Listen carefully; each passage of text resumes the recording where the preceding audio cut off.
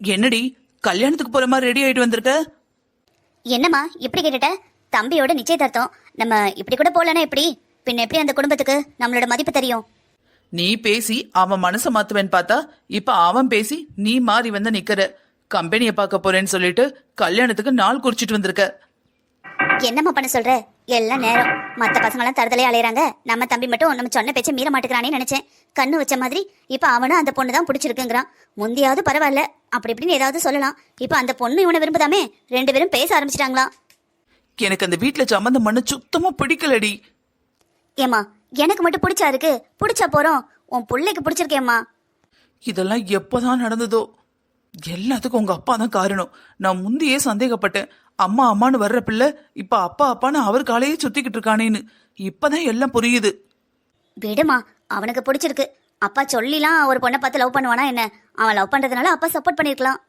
என்ன விடுடி, அக்கா அக்காம்பா உன்கிட்ட கூட சொல்லல பத்தியா?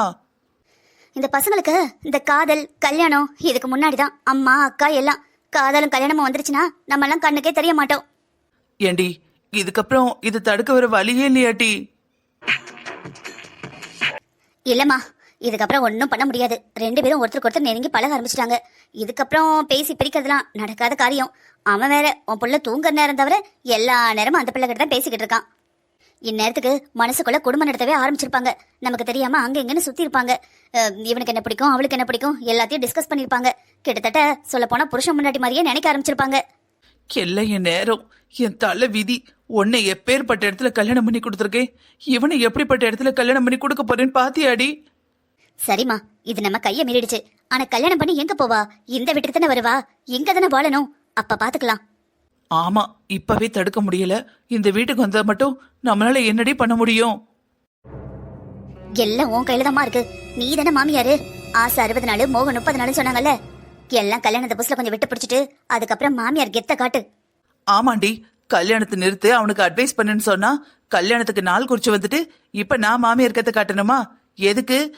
நான் என் பிள்ளைகிட்ட வில்லி ஆகணும், என் பிள்ளை என்னை விட்டு பிரிஞ்சு போகணும். அப்படித்தானடி? நீ நல்லவளாகணும், நான் கெட்டவளாகணும். மா, சொல்றது கொஞ்சம் பொறுமையா கேளுமா.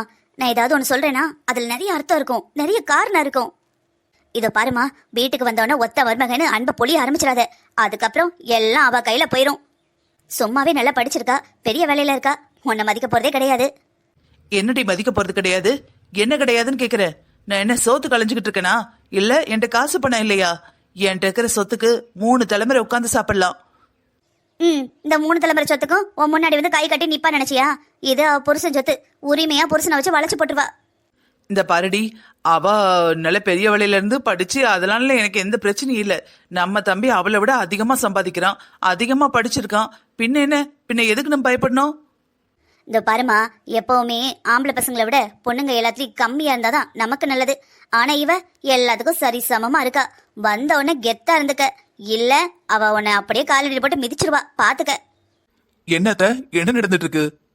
உங்க மாமியாருக்கு எப்படி மாமியார் நடந்துக்கணும்னு சொல்லி கொடுத்துட்டு இருக்கேங்க. ஏன் மாமியாருக்கு என்ன என்ன ஜாத்த? என் பொண்டாட்டி அட்வைஸ் பண்ற அளவுக்கு ஆயிட்டீங்களா என்ன? அத்தை என்ன நல்லா தானடி நடத்துறாங்க, அவங்களுக்கு போய் என்ன அட்வைஸ் பண்ணிட்டு இருக்க? இல்லங்க, உங்களை நல்லா நடத்துறாங்க. நான் உங்களுக்கு மாமியாரை எப்படி இருக்கணும்னு சொல்ல வரல. என் தம்பி பொண்டாட்டி வரப்போறால, அவகிட்ட எப்படி கெத்தா நடந்துக்கணும்னு சொல்லிக்கிட்டு இருக்கேன். ஏய், என்ன அட்வைஸ் பண்ணிட்டு இருக்க? நமக்கு கூட தான் கல்யாணம் நடந்தது. இன்னைக்கு வர எங்க அம்மா எதுலையுமே தலையிட்டது இல்ல. நீ அத்தைக்கு என்ன சொல்லி கொடுத்துட்டு இருக்க? அத்தை, இது நாள் வரைக்கும் இந்த வீட்டுல உங்க பொண்ணு வச்சதுதான் சட்டம். புதுசா ஒரு பொண்ணு வர போறான்னு என் பொண்டாட்டிக்கு ஜெலஸ் ஆகுது போல. நீங்க மனசுல கண்டதையும் போட்டு குழப்பிக்காதீங்க. உங்களுக்கு இன்னொரு பொண்ணு வர போறா. ஏங்க, கொஞ்சம் சும்மா இருக்கீங்களா? வரவ ஒண்ணு என்ன மாதிரி இருக்க மாட்டா. நான் அத்தைங்கிறதுக்கு அடுத்த வார்த்தை பேச மாட்டேன். எங்க வீட்டுல 1000 வாய் அடிச்சாலும் உங்க அம்மா ஏதாவது சொன்னா கூட சரிங்கத்தன் மட்டும்தான் சொல்லுவேன். சரி, வரப்போறவளும் உன்ன மாதிரியே நல்லவளா இருக்க போறா. இதுல என்ன இருக்கு? ஆமா, யாரோட பொண்ணு? அவங்க அப்பாக்காரனை பார்த்தா தெரியல பொண்ணு எப்படி இருப்பான்னு. உனக்கு ஏண்டி இவ்வளவு வன்மோ? அவங்க அப்பாவை இன்னும் நீ பார்க்க கூட இல்ல, எதுக்கு இப்படி பேசுற? இது பாரு, அவ உன் தம்பி பொண்ணுட்டே வரப்போறா. வர்றதுக்கு முன்னாடியே மனசுல வன்மத்தை வச்சுக்காத, நல்லா இருக்காது. அவளும் நம்ம குடும்பத்து பொண்ணு தானே. என்னங்க ஓவர் சப்போர்ட்டா இருக்கு? ஏதோ கூட பிறந்த தங்கச்சி மாதிரி பேசிட்டு இருக்கீங்க. கூட பிறந்தாதான் தங்கச்சியா? இவளும் எனக்கு தங்கச்சி மாதிரி தானே. அண்ணனும் தங்கச்சி தானே மாறி மாறி சப்போர்ட் பண்ணிக்கணும். நாளைக்கு எனக்கு ஒண்ணுன்னா என் தங்கச்சி வந்து பேச மாட்டாளா? இதோ பாருங்க, உங்களுக்கு பொண்ணுங்களை பத்தியும் பொம்பளைங்க பிளானிங் பத்தியும் எதுவும் தெரியாது. ஏண்டி, நீயும் எங்க அம்மாவும் பொண்ணுங்க கிடையாதோ? மாப்பிள்ள நீங்க 2 பேரும் எதுக்கு சண்டை போடுறீங்க? விடுங்க, பாத்துக்கலாம். அது ஒண்ணும் இல்லத்த, உங்க பொண்ணுக்கு பொறாம வர ஆரம்பிச்சிருச்சு. நம்மளை விட அழகான பொண்ணா இருக்காளே, திறமையா இருக்காளேன்னு. யாருக்கு? எனக்கா? அவ ஒன்னும் என்னோட அழகா இல்ல. ஃபர்ஸ்ட் இன்னொரு தடவை அவளோட என்ன கம்பேர் பண்ணாதீங்க, நான் பொல்லாதவள ஆயிடுவேன். ஏய், அத நாங்க சொல்லணும்டி. இதோ பாருங்க, எங்க குடும்ப விஷயத்துல இதுக்கப்புறம் தலையிடாதீங்க. சாரி அத்த, உங்க குடும்ப விஷயத்த பேசக்கூடாதுன்னா இதுக்கப்புறம் நான் பேசல. ஏய் சும்மா இரு. மாப்பிள்ளைகிட்ட என்ன பேசிட்டு இருக்க? மாப்பிள்ள, அவ பேசுவா. அவளுக்கு ஒரு விவரமும் தெரியாது. நீங்க தான் இந்த வீட்டோட மூத்த மருமக. உங்களுக்கு இல்லாத உரிமையா? இது உங்க குடும்பம் மாப்பிள்ள. என்ன சொல்லணுமோ நீங்க தாராளமா சொல்லலாம்.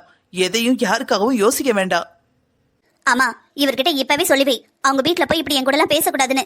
அங்க வந்து இப்படி பேசினா அவங்க எப்படிமா என்ன மதிப்பாங்க? நானா எதுவும் பேச மாட்டேன். இவ இந்த மாதிரி அங்க வந்து பேசினான்னா தடுக்க வேண்டியது என் கடமை அத்த. கண்டிப்பா நான் திருப்பி பேசுவேன். இவ எப்படி பேசணுங்கிறத யோசிச்சுட்டு பேச சொல்லுங்க. நான் இவளை அவமானப்படுத்தக்கூடாது, திருப்பி பேசக்கூடாதுன்னா இவளும் ஒழுங்கா பேசணும். பாருமா, இதுக்குதான் சொன்னேன். என்ன சொன்ன?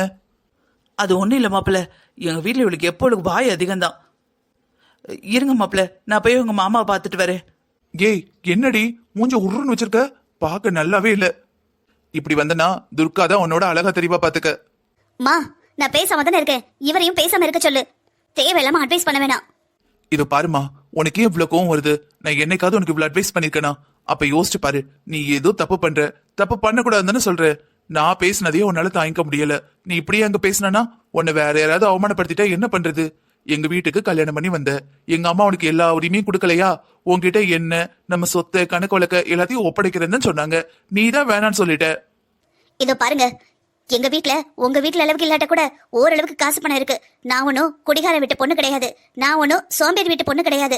நான் ஒன்னும் தருதல வீட்டு பொண்ணு கிடையாது. எங்க வீட்ல எல்லாம் இருக்கு. எங்க அம்மா அப்பா எங்களுக்காக சேர்த்து வச்சிருக்காங்க.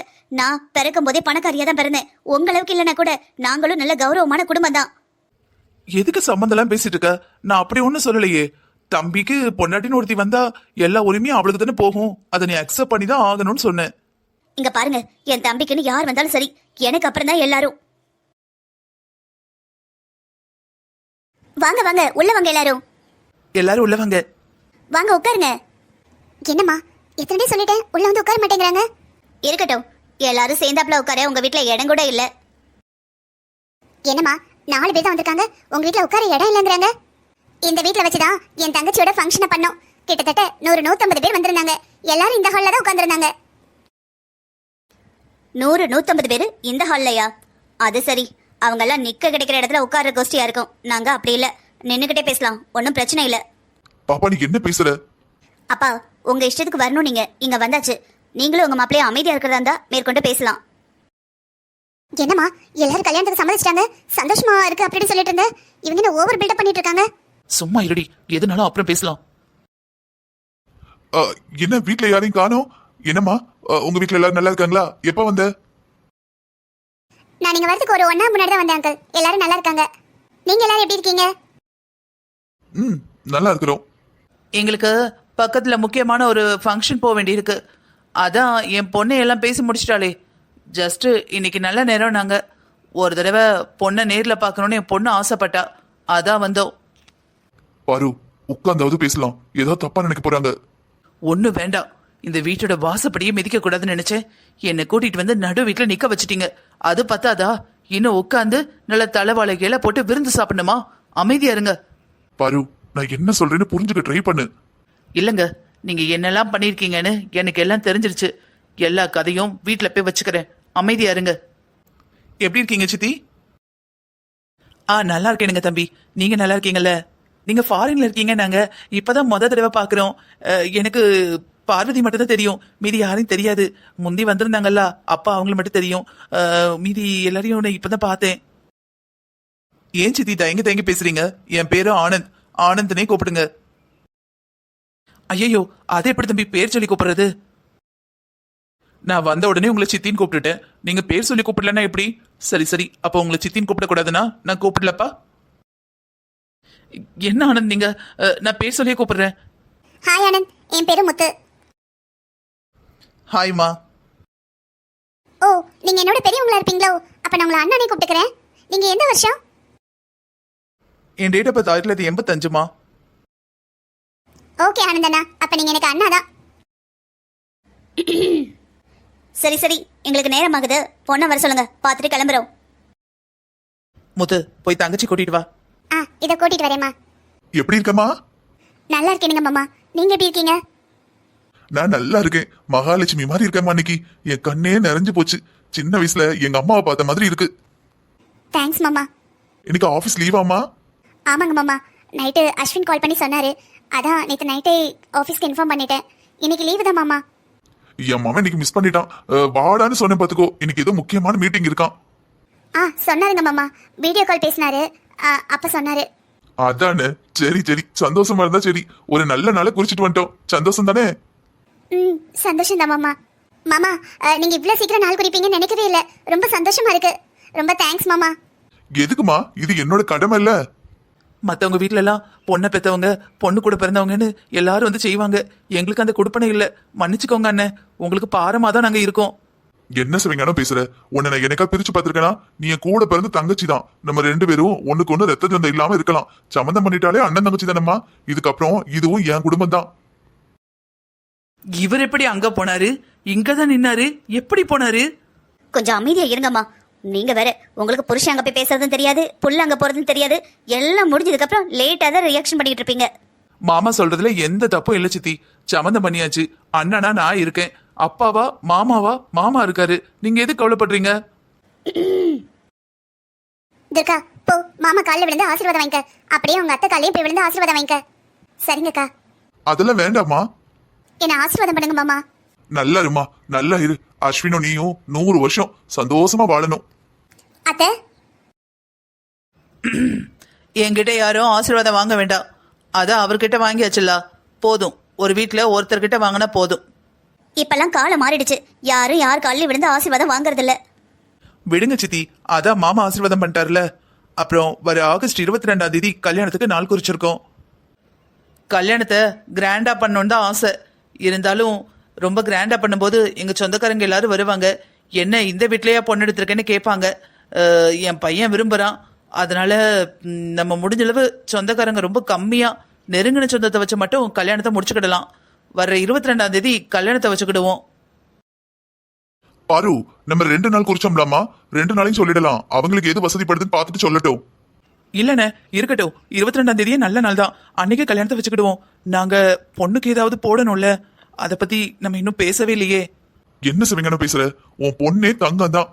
உன் பொண்ணை கொடுத்தாலே போதும். வேற எதையும் நாங்க எதிர்பார்க்கல. எல்லாத்தையும் மனசுல போட்டு குழப்பிக்கிடாது. கல்யாணத்தையும் நாங்களே நடத்திக்கிடுவோம். இல்லண்ணே, கல்யாணத்தை கிராண்டா நடத்துனீங்கன்னா என்னால கொடுக்க முடியாதுன்னு யோசிச்சேன். இப்ப கல்யாணத்தை சிம்பிளா தானே பண்ணணுங்கிறீங்க. கடல் புண்ணியத்துல அஸ்வின் தம்பி கம்பெனில நான் வேலை பாக்குறேன். என் பொண்ணும் சம்பாதிச்சு ஒரு குறிப்பிட்ட அமௌண்ட் வச்சிருக்கா. மூத்தவளும் கொஞ்சம் உதவி பண்றேன்னு இருக்கா. கல்யாணத்தை நாங்களே நடத்திக்கிடுதோன்னே, தப்பா நினைக்காதீங்கன்னு. பொண்ணுக்கு தான் எதுவும் போட முடியல. இதோ பாரு, உன்கிட்ட பணம் வாங்கி கல்யாணம் நடத்துற அளவுக்கு இந்த பார்வதி குடும்பம் ஒன்றும் குறைஞ்சு போயிடல. கல்யாணத்தை நாங்க தான் நடத்துவோம். உன் பொண்ணுக்கு என்ன செய்யணும்னு தோணுதோ செய்யி. இது செய்ய அது செய்யலாம் நான் உன்கிட்ட கேட்கல. உன்னால என்ன முடியுமோ நீ செய்யி. வரதட்சணை, நகை, இதை பத்தி நான் முன்னாடியே வேணான்ட்டேன். இப்ப எது கேட்க போறேன்? கல்யாணத்தை நான் தான் நடத்துவேன். என் சார்பா என் மவளுக்குன்னு ஒரு 100 பவுன் போட்டிருக்கேன்.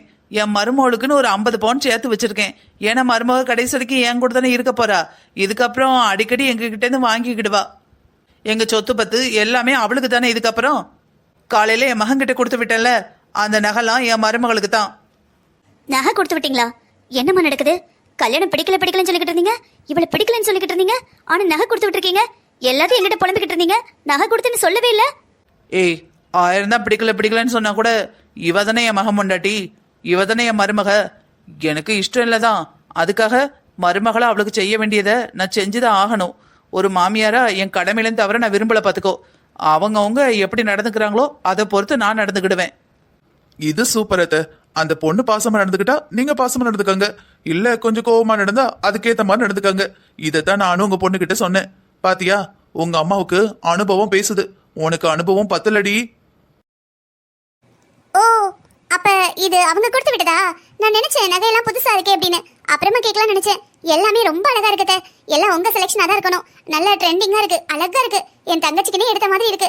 நான் கூட உங்களுக்கு கல்யாணத்துல விருப்பம் இல்லையோ எங்க மேல கோவமா இருப்பீங்களோன்னு நினைச்சேன். ஆனா இப்ப நீங்க நடந்துக்கிறதெல்லாம் பாக்குறப்ப என் மனசுக்கு நிம்மதியா இருக்கு, சந்தோஷமா இருக்கு. என் தங்கச்சி கண்டிப்பா உங்க வீட்டுல சந்தோஷமா இருப்பாத்த. அப்பா கொஞ்சம் கோவமா பேசுற மாதிரி அத்தை இருந்தாலும் அத்தை நல்ல குணமா தான் இருக்காங்க. பாரு எப்பவும் அப்படிதாம்மா, கோவம் வந்தா அதிகமா வரும், பாசத்தை காட்டினா மழை மாதிரி பொழிஞ்சிருவா. ஆமாண்ணே, எனக்கு பார்வதி பத்தி தெரியாதா? நாங்க எத்தனை வருஷம் ஃப்ரெண்டா இருந்திருக்கோம். அண்ணே, சாப்பாடெல்லாம் பண்ணிருக்கேன், சாப்பிட்டுட்டு போங்களேன். இல்லம்மா, உண்மையாவே ஒரு முக்கியமான வீட்டு ஃபங்க்ஷன் இருக்கு. நான் தான் ஃபங்க்ஷனுக்குன்னு கிளம்பிட்டோம்ல, அப்படியே இங்கேயும் இந்த வேலையை முடிச்சுட்டு போயிடலாமேன்னு வந்துட்டோம். கல்யாணத்தப்ப சாப்பிட தானே போறோம், இன்னும் அடிக்கடி நீங்க அங்க வரணும், நாங்க இங்க வரணும். இன்னொரு நாள் பாத்துக்கலாம், சரியா? ரொம்ப நன்றிண்ணே. இதெல்லாம் நடக்கும்னு நான் நினைச்சு கூட பார்க்கல. கண்டிப்பா நான் ஏதோ புண்ணியம் பண்ணியிருக்கேன், பார்வதி ஃப்ரெண்டாவும் நீங்க அண்ணனாவும் கிடைக்கிறதுக்கு. பார்வதி, நான் கூட பயந்துகிட்டே இருந்தேன். கல்யாணம் நடக்கணும்னு கூட நான் ஆசைப்படல. ச்சே, வீட்டுக்கு வந்தவள மனசு கஷ்டப்படுத்திட்டு அனுப்பிட்டோமே தான் நினைச்சேன். இந்த கல்யாணம் நடக்கும்னு கனவுல கூட நான் நினைக்கல. ஆனா என் பொண்ணு உன் வீட்டுக்கு வரணும்னு இருக்கு. நான் ரொம்ப சந்தோஷமா இருக்கேன். இந்த ராத்திரி எனக்கு ஏதாவது ஆனா கூட நான் கவலைப்பட மாட்டேன். உங்க வீட்டுக்கு அனுப்பிட்டேன். அப்பா, நிம்மதியா இருக்கு மனசுக்கு. இதுக்கப்புறம் என் பொண்ணை பத்தி நான் கவலையே பட மாட்டேன். எல்லா அம்மாவும் கல்யாணம் பண்ணி கொடுக்கும்போது என் பொண்ணை பத்திரமா பாத்துக்கோங்கன்னு சொல்லுவாங்க. அதை கூட நான் உன்கிட்ட சொல்ல மாட்டேன். ஏன்னா என்னை விட நீ என் பிள்ளைய நல்லா பாத்துக்கிடுவேன்னு எனக்கு தெரியும் பார்வதி. ரொம்ப தேங்க்ஸ் ரீ. ஏய், 1000 தான் பிடிக்கலன்னு சொன்னா கூட இவதானே என் மகன் பொண்டாட்டி, இவதானே என் மருமக. எனக்கு இஷ்டம் இல்லதான், அதுக்காக மருமகளை அவளுக்கு செய்ய வேண்டியதை நான் செஞ்சுதான் ஆகணும். ஒரு மாமியாரா என் கடமையிலேருந்து தவிர நான் விரும்பல. பாத்துக்கோ, அவங்கவுங்க எப்படி நடந்துக்கிறாங்களோ அதை பொறுத்து நான் நடந்துக்கிடுவேன்.